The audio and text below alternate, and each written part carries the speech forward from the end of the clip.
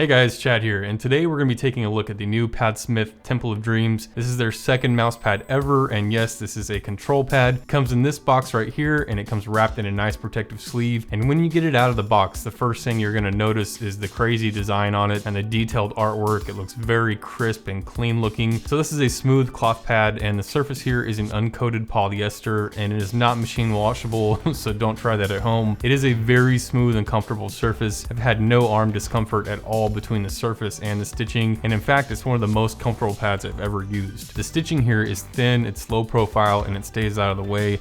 They claim to have improved the durability of the stitching from the first war, but I can't really verify that yet, only time will tell, but the stitching on both pads is definitely good enough for me. There is a logo in the bottom right here just like the first mouse pad, but when you mouse over it you cannot feel anything. The foam here is 4mm thick and the density is between soft and mid. There's two sizes available right now, the XL and the XXL. I'll put the dimensions up on the screen for you guys. The rubber base looks the same as the first war. It's very grippy and it hasn't been sliding around on my desk at all. And the pad did lay flat as soon as I got it out of the box, and it's stayed that way ever since. So far the surface has stayed very clean. It doesn't seem to be a hair or fiber magnet like a lot of other pads are out there. And that's one of the things I really love about Padsmith's first mouse pad, the first war. It stays very clean long term, and it's just so easy to keep it that way. The surface here is definitely unique. I've never seen anything like it before. It's got like these shiny little bits of material or fiber in there, and this pad gives you a very smooth, controlled experience. It's got a lot of control without feeling muddy or too overpowering. The speed is great for me personally, and I've had very solid aim, especially my tracking. It feels very controlled but fluid and smooth, letting me stay on targets easier than a lot of other control pads. Flick shots are also very controlled but smooth and accurate.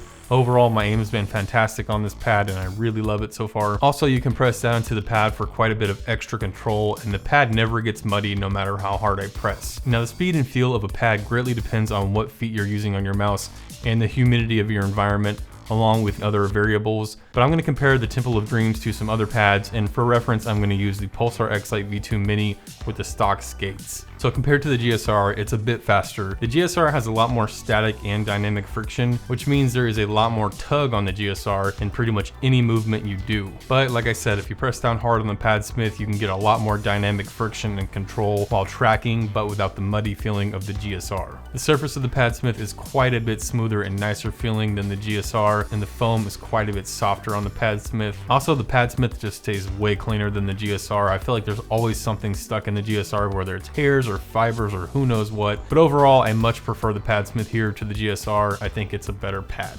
Next up is the Xoway Gsr Se, and the Padsmith has a bit more static and dynamic friction.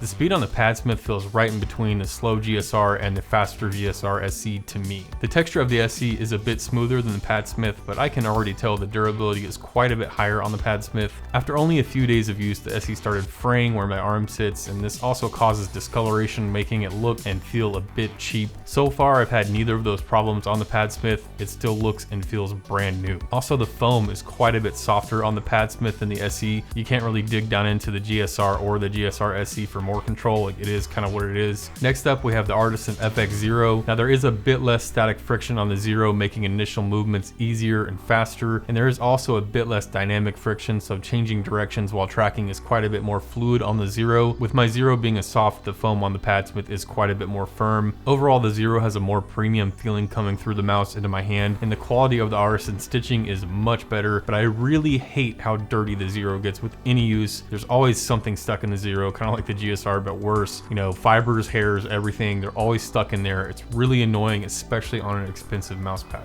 Next up is the Saturn from Lethal Gaming Gear, and the speed on the Padsmith is a bit slower overall, with more static and dynamic friction in general. The Padsmith is smoother to the touch and quite a bit more comfortable for me. The stitching isn't quite on par with the Saturn, but it's good enough in my opinion.